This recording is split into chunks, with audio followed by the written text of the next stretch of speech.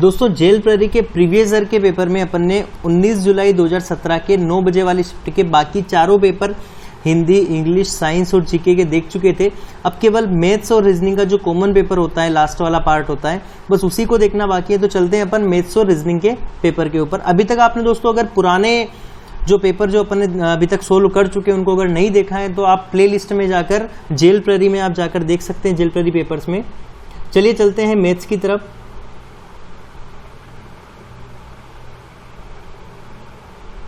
तो दोस्तों पहला क्वेश्चन पे आते हैं मैथ्स के। पहला क्वेश्चन है कि निर्देश दी हुई संख्या श्रेणी में गलत पद ज्ञात कीजिए। दोस्तों गलत पद निकालना है इसमें 9, 15, 26, 51, 99, 193 और 387। दोस्तों जब आपकी सीरीज बनाओगे तो आपसे सीरीज बनेगी नहीं इसकी, ठीक है, लेकिन गलत पद आपको केवल एक ही मिलेगा 193। क्यों? क्योंकि बाकी सारे नंबर क्या है, भाज्य है या डिविजिबल है। जैसे 9 में 3 का भाग जाता है, 15 में भी 3 का, 26 में 2 का जाता है, 51 में 17 का जाता है, 3 का जाता है, 99 में 3 का जाता है। लेकिन 193 एक ऐसा नंबर है जिसमें किसी भी संख्या का भाग नहीं जाता है। तो इसका आंसर क्या हो जाएगा 193, क्योंकि केवल एकमात्र संख्या 193 क्या है, अभाज्य संख्या है, ठीक है, या फिर प्राइम नंबर है। क्लियर है? नेक्स्ट क्वेश्चन को देखते हैं अपन। दोस्तों क्वेश्चन है कि एक इंजीनियरिंग छात्र को उत्तीर्ण होने के लिए 25% अंक प्राप्त करने थे, उसे 47 अंक मिलते हैं और वह 43 अंकों से अनुत्तीर्ण हो जाता है। उस परीक्षा में अधिकतम कितने अंक होंगे? दोस्तों इस क्वेश्चन को सोल्व करते हैं तो पासिंग मार्क्स कितना है, उत्तीर्णांक पासिंग मार्क्स है दोस्तों यहाँ पर 25%। पासिंग मार्क्स 25% है। अगर दोस्तों वो 47 अंक तो वो लेकर आता है 47 नंबर, लेकिन कितने अंकों से फेल हो जाता है, 43 अंकों से। दोस्तों अगर 47 के अंदर अपन 43 अंक जोड़ देते हैं तो वो आदमी क्या हो जाता है, पास हो जाता है, मतलब पासिंग मार्क्स के बराबर नंबर ले आता है। परसेंटेज में देखा जाए तो 25% और अंकों में देखा जाए तो कितने अंक हो जाएंगे दोस्तों, 47 + 43, यानी कि ये जो 25% है ये किसके बराबर हो जाएगा, 47 + 43 कितना हो जाएगा दोस्तों, 90। अब इसने पूछा है उस परीक्षा में अधिकतम अंक मतलब मैक्सिमम मार्क्स या फिर पूर्णांक कितने का था।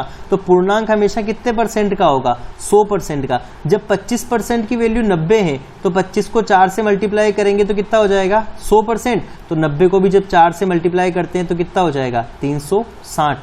तो कितना अंक हो जाएगा पूर्णांक, 360, ठीक है। नेक्स्ट क्वेश्चन की तरफ चलते हैं। क्वेश्चन है दोस्तों, इक्वेशन दे रखी है क्वाड्रेटिक इक्वेशन 2x² + 3x - 20। क्या दे रखा है, 2x² + 3x - 20 = 0।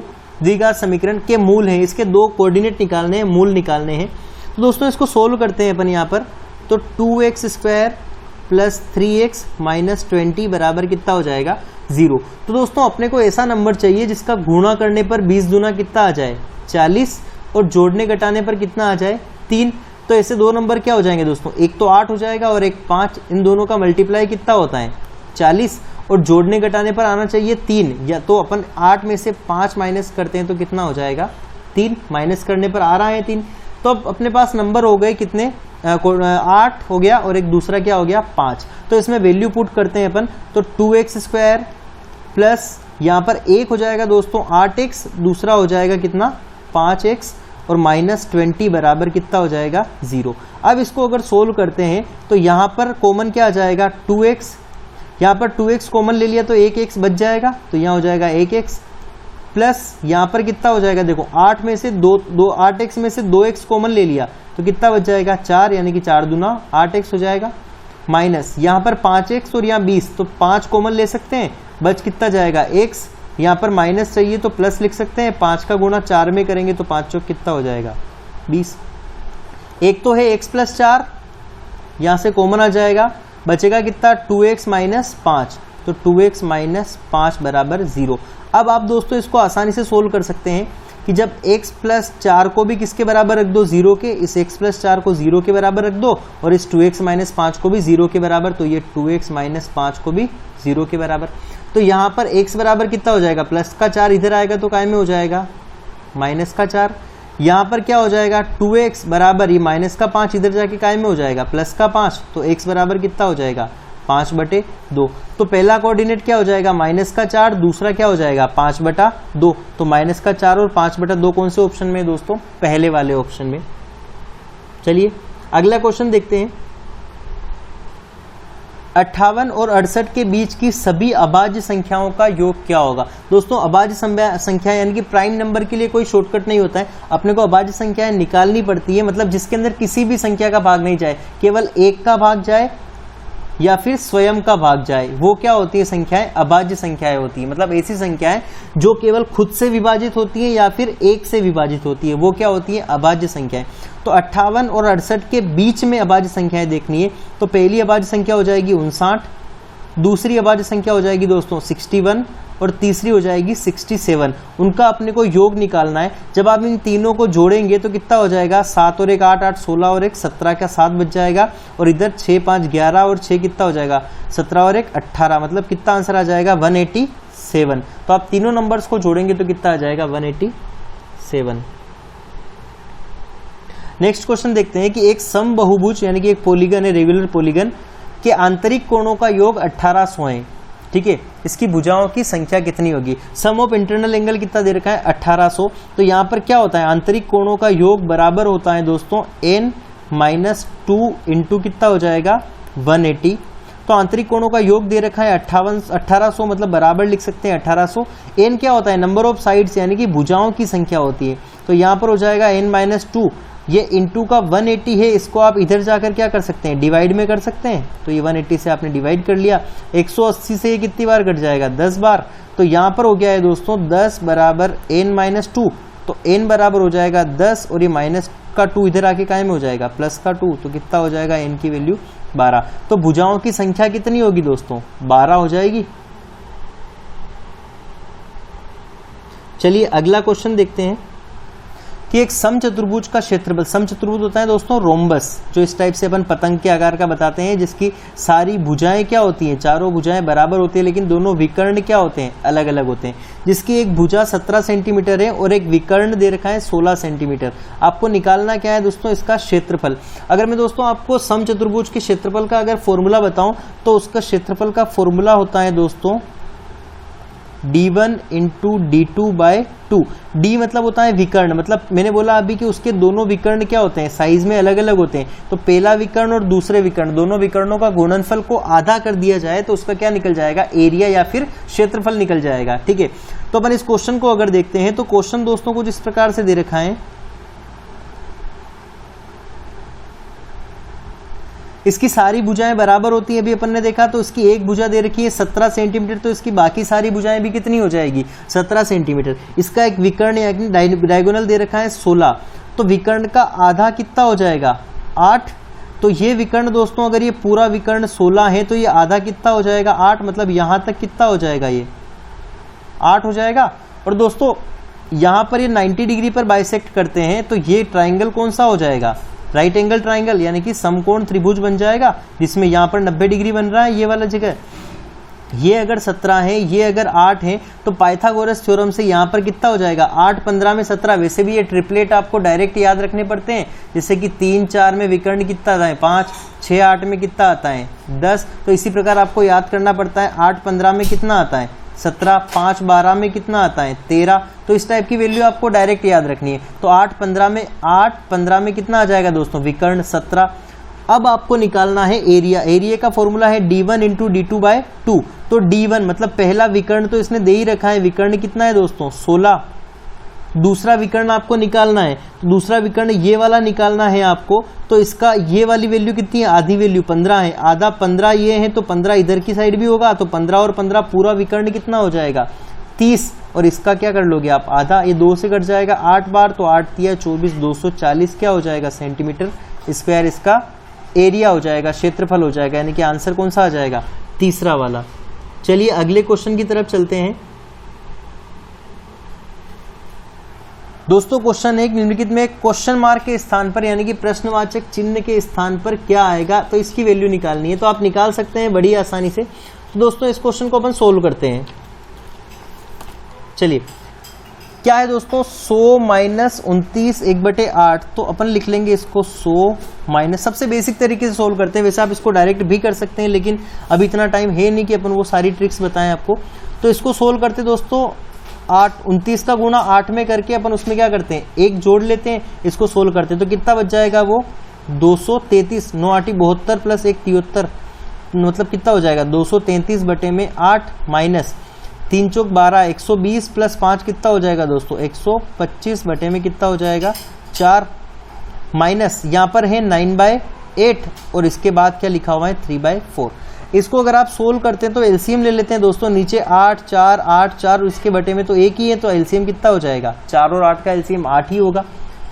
फिर 8 को भाग देंगे 1 से तो कितना आ जाएगा 8 आएगा, और 8 का गुणा अगर 100 में करेंगे तो कितना हो जाएगा 800, माइनस 8 से 8 को भाग देंगे तो 0 हो जाएगा, मतलब 1 बच जाएगा, एक बार भाग जाएगा, और 1 का मल्टीप्लाई अगर ऊपर 233 में करते हैं तो कितना आ जाएगा 233 आ जाएगा, माइनस इस 8 को 4 से भाग देते हैं तो 2 बार जाएगा, और 2 का डबल मतलब 125 का डबल करते हैं तो कितना हो जाएगा 250, यहाँ पर 9 बच जाएगा, इधर 4 दूना 8 2 तिया 6 हो जाएगा। जब आप इस ऊपर वाली इक्वेशन को सोल्व करते हैं तो ऊपर बच जाएगा दोस्तों 302, ठीक है, और यहाँ पर बच्चे में कितना आ जाएगा 8, आप इसको सोल्व करते हैं तो 8 तिया 24, 6 बच जाएगा यहाँ पर तो 62 हो जाएगा, 8 7 56 कितना बच जाएगा दोस्तों 4 और 2 6, तो 6/8 क्या आंसर आ जाएगा 37 सही 6/8, तो 6/8 यहाँ पर है नहीं तो आप इसको काट सकते हो, 2 तिया 6 और 2 चौक 8 यानी कि कितना हो जाएगा 37 3/4, तो कौन सा आंसर आ जाएगा 37 3/4 मतलब तीसरा वाला। इस टाइप से आप इसको आसानी से सोल्व कर सकते हैं। अगला क्वेश्चन है कि क्वेश्चन मार्क के स्थान पर क्या आना चाहिए। एक बार फिर से आपको सीरीज मेंटेन करनी है इसके अंदर दोस्तों, सीरीज में आपको बहुत तरीके से दिमाग लगाना पड़ सकता है, अभी हम आपको बता देते हैं कि इसमें इसको आप किस तरीके से सोल्व कर सकते हैं इस सीरीज को। तो दोस्तों सोल्व करते हैं इस सीरीज को अपन, यहाँ है 15 21 33 57 105 और कितना है दोस्तों 201। इस 15 को आप क्या लिखोगे दोस्तों 3 × 5, ठीक है, ये क्या हो जाएगा 15। 21 को क्या लिखोगे आप 3 × 7, 33 को लिखोगे आप 3 × 11, 57 को क्या लिखोगे आप 57 को आप कितना लिख सकते हो 3 को दोस्तों सभी जगह आगे आ ही रहा है, मतलब 3 का मल्टीप्लाई आप किस में करते हो 19 में करते हो, तो 19 तिया 57, 105 में 3 × 35 करोगे और 201 में कितना कर लोगे 3 × 67, तो क्या हो जाएगा ये 3 से मल्टीप्लाई हो जाएगा, ठीक है। अब अगर देखते हैं अपन आगे थोड़ा सा, तो यहाँ पर अपने को आगे वाला नंबर निकालना है, तो आगे अपन 3 का मल्टीप्लाई, यहाँ आगे वाली वैल्यू ऊपर लिख देते हैं, 3 का मल्टीप्लाई किस चीज से करें ये निकालना है आपको। तो दोस्तों आप सीरीज को मेंटेन ऑर्डर मेंटेन करते हैं, तो यहाँ पर है 5, यहाँ पर है 7, यहाँ पर है 11, यहाँ पर 19 और यहाँ पर इतना गैप आ गया 35, यहाँ पर 67 आ गया। तो दोस्तों इस ऑर्डर को कैसे मेंटेन करेंगे अपन, इस ऑर्डर को अपन इस टाइप से मेंटेन कर सकते हैं कि यहाँ पर क्या है ये 5 × 2, 5 दूना 10 और इसमें से 3 माइनस कर लेते हैं तो कितना हो जाएगा 7, ठीक है। अब क्या करेंगे 7 × डबल कर लिया, फिर से क्या कर लिया -3, तो 14 - 3 कितना हो गया 11। यहाँ पर क्या कर लेंगे दोस्तों 11 × 2 -3 कितना हो जाएगा 11 दूना 22 - 3 19। यहाँ पर 35 में क्या करेंगे 35 × 2 -3, 35 दूना 70, 70 - 3 कितना हो जाएगा 67। अब क्या करेंगे दोस्तों 67 × 2 -3, जब आप 67 का आप डबल करते हो तो कितना हो जाएगा 7 दूना 14 का 4 बचा 1, 2 6 12 और 1 13, 134 - 3 कितना हो जाएगा दोस्तों 131। और आप अगर 131 का यहाँ पर इसकी वैल्यू क्या आ गई 131, यानी कि 131 का गुणा 3 में करते हो तो कितना हो जाएगा दोस्तों 393। तो क्या आंसर आएगा इसका 393। तो इस टाइप से आप सीरीज को मेंटेन कर सकते हैं और आंसर निकाल सकते हैं। चलिए अगले क्वेश्चन की तरफ बढ़ते हैं। क्वेश्चन है दोस्तों कि 100 मीटर एवं 80 मीटर लंबाई वाली 2 रेलगाड़ियां समांतर पटरियों पर चलती हैं, ठीक है। और आगे इसने बोला है कि यदि दोनों एक ही दिशा में चल रही हो तो तेज रफ्तार से चलने वाली गाड़ी धीमी रफ्तार से चलने वाली गाड़ी को 18 सेकंड में पार कर जाती है। दोस्तों आगे का क्वेश्चन बाद में सुनते हैं, पढ़ते हैं, पहले इसको लिख लेते हैं अपन। इसने क्या बोला है कि 100 मीटर और 80 मीटर लंबाई वाली 2 रेलगाड़ियां समांतर पटरियों पर चलती हैं, दोनों एक ही दिशा में। तो दोस्तों अगर समान दिशा में जाती है रेलगाड़ियां, अगर समान दिशा में जाती हैं तो उनकी जो चाल होती है वो क्या हो जाती है दोस्तों माइनस हो जाती है, ठीक है। तो उनकी चाल माइनस हो जाएगी। तो क्या हो जाएगा, उनकी चाल माइनस हो गई, मतलब S1 स्पीड पहली वाली रेलगाड़ी की और S2 स्पीड दूसरी वाली रेलगाड़ी की। तो चाल बराबर क्या होता है, दूरी बटे समय। तो दूरी अपन कितनी मान लेते हैं, दूरी तो अपने पास दे रखी है कि एक दूसरे को क्रॉस कर रहे हैं, तो दोनों की योग के बराबर, लंबाई के बराबर। तो 100 + 80 क्या हो जाएगा, इनकी दूरी हो जाएगी, बटे में समय कितना लग रहा है, 18 सेकेंड का समय लग रहा है। लेकिन दोस्तों आपको एक और इक्वेशन दे रखी है, पर यदि ये रेलगाड़ियां एक दूसरे के विपरीत क्रम में, यानी कि जब ऑपोजिट डायरेक्शन में जाती हैं, तो इनकी स्पीड क्या हो जाती है, जुड़ जाती है, यानी कि इसकी स्पीड क्या हो जाएगी, जुड़ जाएगी। तो स्पीड बराबर क्या हो जाएगा, डिस्टेंस अपॉन टाइम। डिस्टेंस तो उस केस में भी क्या हो जाएगी, दोनों की दूरियों के योग के, मतलब उनकी लंबाइयों के योग के बराबर उसको दूरी ट्रैवल करनी पड़ेगी। और समय कितना लग रहा है इस बार, 9 सेकेंड का लग रहा है। तो इस इक्वेशन को सोल्व करके आप दोनों रेलगाड़ियों की स्पीड क्या है, अलग अलग निकाल सकते हैं। तो यहाँ पर आप सोल्व करेंगे तो S1 - S2 की जो वैल्यू आएगी वो हो जाएगी 180 / 18। तो क्या हो जाएगा यहाँ पर 10, और यहाँ पर आप जोड़ोगे तो क्या हो जाएगा, 100 + 80 को डिवाइड करोगे आप 9 से, तो कितना हो जाएगा, 180 बटे में 9, मतलब कितना हो जाएगा, 20। यानी कि S1 - S2 है आपके पास 10 और S1 + S2 कितना है आपके पास 20। तो आपको S1 और S2 की वैल्यू निकाल सकते हैं। आप इनको ऐड करोगे तो S1 + S1 कितना हो जाएगा, 2S1, माइनस के S2 से प्लस का S2 कैंसिल हो जाएगा। यहाँ पर ऐड करोगे तो कितना हो जाएगा, 30। तो 2S1 बराबर 30। तो दोस्तों S1 बराबर कितना हो जाएगा, 30/2, यानी कि कितना हो जाएगा, 15। तो S1 की वैल्यू कितनी आ जाएगी, 15। आपको निकालनी है दोस्तों S2 की वैल्यू। तो S2 की वैल्यू के लिए आप किसी भी इक्वेशन में इसकी वैल्यू S1 की वैल्यू पुट कर सकते हैं। तो यहाँ पर है S2 बराबर निकालना है, तो क्या है इक्वेशन, S1 - S2 बराबर कितना दे रखा है, 10। तो S1 की वैल्यू तो आपके पास कितनी है, 15। तो 15 - S2 बराबर 10। तो माइनस का S2 इधर जाके प्लस का S2 हो जाएगा, तो इधर कितना बच जाएगा, 15, और ये 10 इधर आएगा तो माइनस का 10। तो 15 - 10 कितना हो जाएगा, 5। तो 15 और 5 क्या हो जाएंगे, इसके आंसर हो जाएंगे। तो 5 और 15 क्या हो जाएगा, 4th वाला आंसर हो जाएगा इसका। चलिए नेक्स्ट क्वेश्चन को देखते हैं अपन।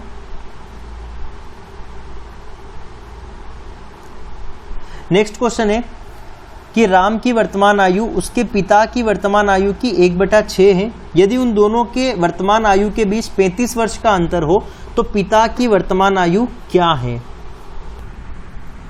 ठीक है, तो अपन इक्वेशन से लिखते हैं कि राम की वर्तमान आयु उसके पिता की वर्तमान आयु की 1/6 है। तो राम की वर्तमान आयु अपन R मान लेते हैं, उसके पिता की वर्तमान आयु F मान लेते हैं, F for father, R for Ram. तो पिता की वर्तमान आयु की कितनी है, 1/6 है। तो पिता की वर्तमान आयु का 1/6 किसकी आयु हो जाएगी, राम की आयु। एक इक्वेशन अपन ने ये बना ली। दूसरी इक्वेशन, यदि उन दोनों की वर्तमान आयु के बीच 35 वर्ष का अंतर है, मतलब पिता की आयु में से आप राम की आयु माइनस करते हो तो कितनी आयु आती है, 35 वर्ष आ जाती है। इनका अंतर क्या दे रखा है, 35 वर्ष। तो 2 इक्वेशन बन गई। आप यहां से आराम से पिता की वर्तमान आयु निकाल सकते हैं। पिता की आयु निकालने के लिए यहां से R की वैल्यू आप यहां पुट कर सकते हैं। तो F माइनस R की वैल्यू कितनी लिख सकते हैं, F/6 हो जाएगा, ये बराबर कितना हो जाएगा, 35। इस 6 का मल्टीप्लाई इधर करोगे तो ये हो जाएगा 6F - F/6 हो जाएगा बराबर 35। तो यहाँ पर आप सोल्व करोगे तो कितना हो जाएगा, ये 6F - F बराबर कितना हो जाएगा, 6 का मल्टीप्लाई 35 में करोगे तो 6 × 5 = 30, 6 × 18 और 3 कितना हो जाएगा, 18 और 3 = 21। तो कितना हो जाएगा, 210। तो 6F - F कितना हो जाएगा दोस्तों, 5F बराबर कितना हो जाएगा, 210। 5 से आप इसको काटोगे तो 5 × 4 = 20, 5 × 2 = 10। तो पिता की उम्र कितनी हो जाएगी दोस्तों, 42 साल। तो क्या आंसर आएगा इसका, 42 साल। अगर राम की उम्र निकालनी होती तो क्या करते हैं आप, इस इक्वेशन के अंदर राम की उम्र, पिता की उम्र आ गई आपके पास 42, इसको डिवाइड कर लेते 6 से, तो राम की उम्र कितनी हो जाती, 7 साल। चलिए अगले क्वेश्चन की तरफ चलते हैं। क्वेश्चन है दोस्तों कि किसी वस्तु को 69 रुपए में बेचने पर, किसी वस्तु को 69 रुपए में बेचने पर, एक सेकेंड पेन नहीं चल रहा है, हाँ, 69 रुपए में बेचने पर के बजाय 78 रुपए में बेचने से लाभ का प्रतिशत 2 गुना होता है। उस वस्तु का क्रय मूल्य क्या होगा। दोस्तों एक तो आप इस क्वेश्चन को बाय ऑप्शन भी कर सकते हो। अगर आप सिस्टमेटिक इस क्वेश्चन को करते हो तो आप किस टाइप से कर सकते हैं, देखते हैं। ये मान लो CP मतलब उसका क्रय मूल्य है, कॉस्ट प्राइस है, इधर आपको प्रॉफिट हो रहा है। यहाँ पर बोला है कि अगर आप 69 रुपए में सेलिंग प्राइस मतलब सेल करते हो उसको तो आपको x रुपए का प्रॉफिट होता है, लेकिन आपको डबल प्रॉफिट कब हो रहा है 78 में बेचने पर, यानी कि अगर आप 78 में बेचते हो तो आपको प्रॉफिट क्या हो जाता है, डबल हो जाता है। मतलब x तो यहाँ तक मिल ही गया, यहाँ तक x और मिल जाएगा, तो यहाँ पर कितना प्रॉफिट हो जाएगा टोटल 2x का, मतलब डबल प्रॉफिट हो जाएगा ना, 2 गुना प्रतिशत में लाभ हो जाएगा। तो उस वस्तु की सीपी निकालनी है, मतलब कॉस्ट प्राइस, क्रय मूल्य निकालना है आपको। तो क्रय मूल्य किस टाइप से निकाल सकते हैं दोस्तों आप, क्रय मूल्य निकालने के लिए आप क्या करेंगे, जब आप इस 78 और 69 अगर आप दो तरीके से करते हैं तो क्या हो जाएगा, ठीक है। तो आप क्या कर सकते हैं दोस्तों, 69 और 78 का डिफरेंस कितना है, तो 78 माइनस 69 का डिफरेंस x है, तो यहाँ पर x की वैल्यू कितनी आएगी, जब आप इसको माइनस करोगे तो कितना हो जाएगा दोस्तों 9, तो x की वैल्यू आ गई आपके पास 9, तो ये वाले x की वैल्यू भी कितनी होगी 9, तो ये है दोस्तों क्रय मूल्य और ये है आपके पास विक्रय मूल्य। तो आपको क्या करना है, आपको क्रय मूल्य निकालना है इस क्वेश्चन के अंदर। तो क्या करोगे आप, विक्रय मूल्य में से अगर आप लाभ माइनस कर लेते हैं तो क्या हो जाएगा आपके पास, क्रय मूल्य आ जाएगा। समझिए, विक्रय मूल्य में से आप लाभ माइनस करते हो तो क्रय मूल्य आ जाएगा ना। तो विक्रय मूल्य में से आप लाभ, मतलब ये x जो लाभ हो रहा है 9, इसको माइनस कर देते हैं तो आपके पास क्रय मूल्य आ जाएगा। तो 69 माइनस 9 कितना हो जाएगा 60, ठीक है। तो क्या आंसर आएगा दोस्तों 60। या फिर आप इस दोस्तों 78 में से आप 2x माइनस करोगे ना, तो 9 दूना 18 माइनस करोगे 78 में से, तो भी क्या आ जाएगा आपके पास 60, इसका आंसर हो जाएगा। दोस्तों इस क्वेश्चन को ध्यान से एक बार दोबारा आप पोज करके देख सकते हैं, बहुत अच्छे तरीके से सोल्व किया है। आप इसको बड़ी बड़ी स्टेप्स में सोल्व करोगे, लेकिन ये आप एक ही लाइन में आप इस तरीके से इसको सोल्व कर सकते हैं। चलिए अगला क्वेश्चन देखते हैं। क्वेश्चन है दोस्तों कि एक बंदर 14 मीटर ऊंचे चिकने खंबे पर चढ़ने की कोशिश करता है। पहले मिनट में वह 2 मीटर ऊंचा चढ़ता है और दूसरे मिनट में वह 1 मीटर नीचे फिसल जाता है। यदि बंदर इसी तरह से चढ़ता रहे तो उसे शिखर पर पहुंचने में कितना वक्त लगेगा। तो दोस्तों इस क्वेश्चन को सोल्व करते हैं। तो सबसे पहले जब पहले मिनट में बंदर चढ़ता है, पहले मिनट में चढ़ता है तो कितना चढ़ता है, वो 2 मीटर चढ़ता है, ऐसा इसने बोला है। लेकिन आगे उसने एक और बात बोली है कि दूसरे मिनट में वह 1 मीटर नीचे फिसल जाता है। मतलब अगर दूसरे मिनट की बात करें तो वो 1 मीटर नीचे फिसल जाता है, तो मतलब 1 मीटर नीचे आ जाता है, मतलब माइनस हो जाएगा। तो ओवरऑल अगर देखा जाए दोस्तों तो 2 मिनट में वह कितना मीटर चढ़ता है, 2 मिनट चढ़ता है और 2 मीटर चढ़ता है और 1 मीटर फिसलता है। मतलब ओवरऑल 2 मिनट में वो कितना चढ़ता है दोस्तों, 1 मीटर। तो 2 मिनट में कितना चढ़ता है दोस्तों, वो 1 मीटर ही चढ़ता है। अब उसने बोला है कि उसको कितना चढ़ना है, 14 मीटर ऊंचे चिकने खंबे पर चढ़ने की कोशिश करता है, ठीक है। तो 14 मीटर ऊंचा चढ़ना है उसको। तो दोस्तों 2 मिनट में जब वो 1 मीटर चढ़ता है, ठीक है, तो 24 मिनट में वो कितना चढ़ेगा, 24 मिनट में कितना चढ़ेगा दोस्तों, 24 मिनट में 12 मीटर चढ़ जाएगा। जब 2 मिनट में 1 मीटर चढ़ता है तो 24 मिनट में कितना चढ़ जाएगा, 12 मीटर चढ़ जाएगा 24 मिनट में। अब आपको चढ़ना कितना है, टोटल 14। मतलब अब 24 के बाद जब वो 25वां मिनट चढ़ेगा तो 25वें मिनट में तो चढ़ेगा कितने मीटर, 2 मीटर। तो 12 में आप 2 ऐड करोगे तो कितना हो जाएगा दोस्तों, 14 मीटर। और इधर टाइम कितना हो जाएगा, 25 मिनट का। तो दोस्तों 25वें मिनट में तो वो खंबे के टॉप पर पहुंच जाएगा, तो अब तो उसको फिसलना है ही नहीं। तो 25 मिनट में 14 मीटर। तो आपका आंसर इसमें ऑप्शन में क्या हो जाएगा, कोई नहीं है। तो आंसर क्या हो जाएगा, नन ऑफ दिस। इस टाइप के क्वेश्चन में आपको लास्ट में जाने के बाद कैलकुलेशन को स्लो करके 1-1 मिनट के हिसाब से आप इसको सोल्व कर सकते हैं। एक और क्वेश्चन दिया हुआ है दोस्तों, 3 संख्याओं के मध्य की संख्या क्या होगी जो कि 5, 2 और 3 के अनुपात में है तथा उनके वर्गों का योग 1862 है। तो सोल्व कर सकते हैं दोस्तों। यहाँ पर आप एक वेरिएबल लगा दीजिए x, ठीक है। तो यहाँ पर वर्गों का योग बोला है, तो आप क्या कर सकते हैं, 5x का स्क्वायर प्लस 2x का स्क्वायर प्लस 3x का स्क्वायर बराबर इनके वर्गों का योग कितना दे रखा है, 1862। 5x का स्क्वायर करोगे तो कितना हो जाएगा, 25x स्क्वायर प्लस यहाँ पर 2 दूना 4x स्क्वायर प्लस 3 तिया 9x स्क्वायर बराबर कितना हो जाएगा, 1862।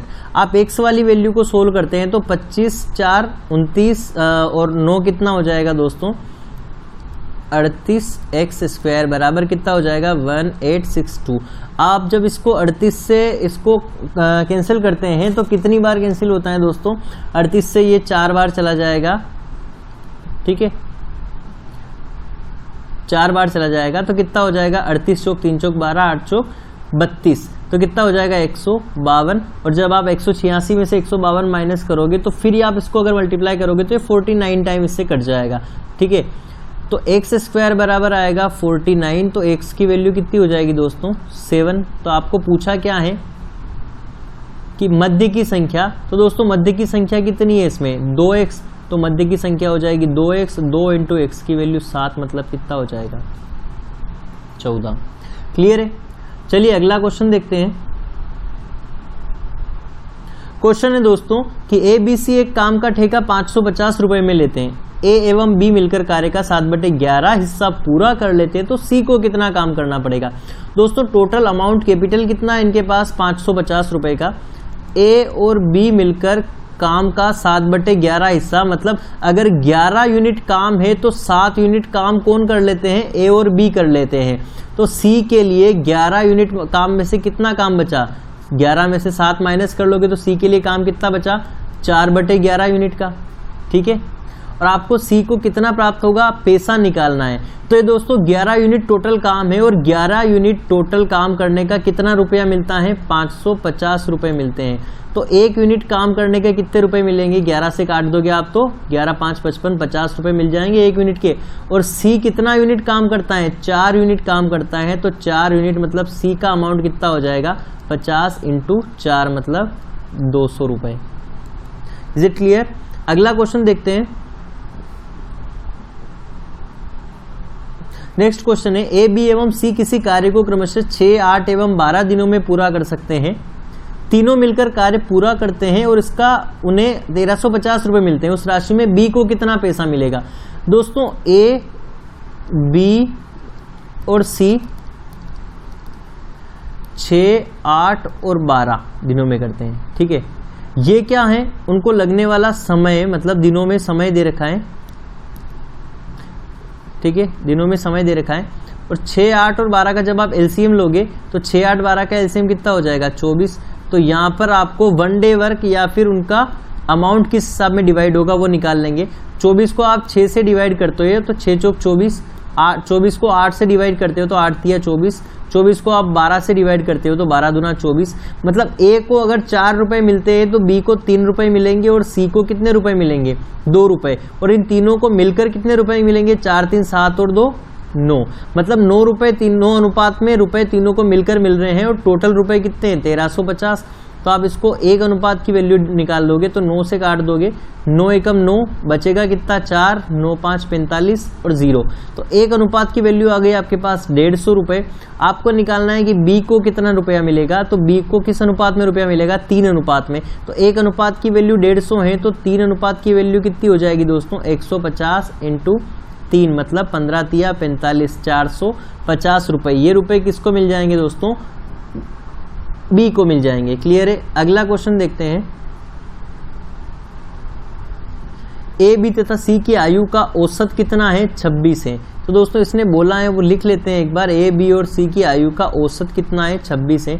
यदि ए व सी की आयु का औसत 29 है तो ये ए व सी की आयु का औसत कितना है? 29 है। तो आपको बी की आयु निकालनी है। दोस्तों ये औसत है तो औसत को आप नंबर में चेंज करोगे तो 3 व्यक्तियों का औसत है 26, तो 3 से मल्टीप्लाई करोगे तो योग आ जाएगा। यहाँ पर 2 का औसत है 29, 2 से मल्टीप्लाई करोगे, 2 पर्सन है तो 2 से मल्टीप्लाई करोगे तो योग आ जाएगा, ठीक है। तो 26 का 3 गुना करोगे तो 26 का 3 गुना कितना हो जाएगा? 78। और 29 का डबल करोगे तो कितना हो जाएगा दोस्तों? 58।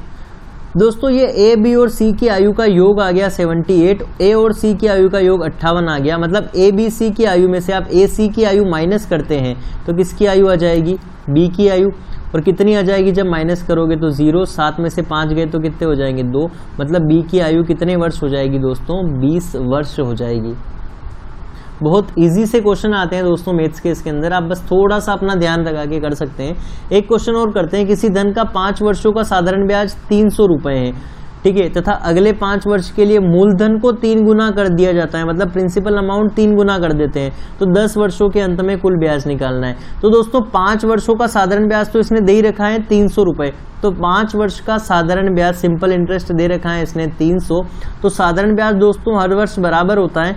तो 1 वर्ष का साधारण ब्याज कितना हो जाएगा, इस 300 को आप 5 से डिवाइड करोगे तो 60 रुपए क्या हो जाएगा, 1 साल का साधारण ब्याज। क्लियर है। अब इसने दोस्तों अगली इक्वेशन में क्या बनाने के लिए बोला है कि अगले 5 वर्ष के लिए इसमें 60-60 रुपए हर साल का ब्याज मिलाकर 5 वर्ष निकाल लिए, फिर अगले 5 वर्ष के लिए मूलधन 3 गुना। जब दोस्तों मूलधन को 3 गुना कर दिया जाता है तो साधारण ब्याज भी कितना प्राप्त होता है, अपने को 3 गुना प्राप्त होता है। ठीक है, तो यहाँ पर साधारण ब्याज कितना हो जाएगा 1 साल का, अगले 5 वर्षों के लिए 1 साल के लिए हो जाएगा 3 इंटू पहले कितना है 60, तो 3 गुना हो जाएगा, क्योंकि मूलधन भी कितना कर दिया अपन ने 3 गुना। तो 1 साल का जो नया ऐसा ही आएगा वो कितना हो जाएगा 180 रुपए। तो दोस्तों शुरुआत के 5 सालों में, वो आप गणित ये लगानी है कि शुरुआत के जो 5 साल थे उनका ब्याज टोटल तो दे रखा है इसने कितना 300, और अंतिम जो 5 साल हैं उसमें 1 साल का 180 है, तो 5 साल का कितना हो जाएगा 18×5 90, मतलब 900 रुपए। तो ये शुरुआत के 5 साल का और ये अंतिम के 5 साल का कितना ब्याज हो जाएगा, 9 और 3 1200 रुपए। टोटल 10 सालों का क्या हो जाएगा, साधारण ब्याज हो जाएगा। तो क्या आंसर आ जाएगा दोस्तों इसका 1200 रुपए, फर्स्ट वाला ऑप्शन हो जाएगा। चलिए अगला क्वेश्चन एक बार देखते हैं अपन। दो संख्याएं 15:11 के अनुपात में है, मतलब 2 नंबर मान लेते हैं कोई भी अपन, ए और बी। इनका रेशो कितना है 15:12, और इनका महत्तम समापवर्तक मतलब HCF, ठीक है, हाईएस्ट कॉमन फैक्टर कितना दे रखा है 13। तो संख्याओं का योग निकालना है। दोस्तों इस क्वेश्चन में आप डायरेक्ट संख्याओं का योग निकाल सकते हैं, क्योंकि 15 और 12 क्या है, प्राइम नंबर है, मतलब आपस में आप इसको 15 और 11 है, ये एक दूसरे में के लिए प्राइम नंबर है। वैसे 15 प्राइम नंबर नहीं है, लेकिन एक दूसरे के लिए क्या है, ये प्राइम नंबर है। ठीक है, तो आप क्या कर सकते हैं, अब इनका रेशो निकाल सकते हैं। अब HCF की वैल्यू क्या है 13 है। अगर आप 15 को